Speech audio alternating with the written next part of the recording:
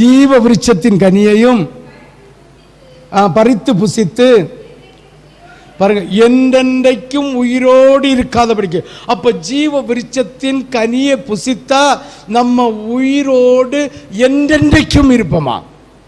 ஆமே. அப்ப ஜீவ விருட்சத்தின் கனியை புசிக்காதவர்கள் என்றென்றைக்கும் ஜீவனோட இருக்க முடியுமா? ஜீவ விருட்சத்தின் கனியை புசிக்காதவன், உண்மையா சொல்றேன், சாவு உண்டு, மரணம் உண்டு, இரண்டாம் மரணம் என்கிற அக்கினியும் கந்தகம் இருக்கிற கடல் உண்டு. ஜீவ விருட்சத்தின் கனியை புசிக்கிறவனுக்கு மரணம் இல்லை, சாவு இல்லை.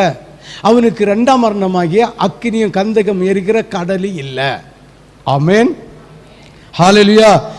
நானே வானத்திலிருந்து இறங்கின ஜீவ அப்பம். இந்த அப்பத்தை புசிக்கிறவன் என்றென்றைக்கும் பிழைப்பான்.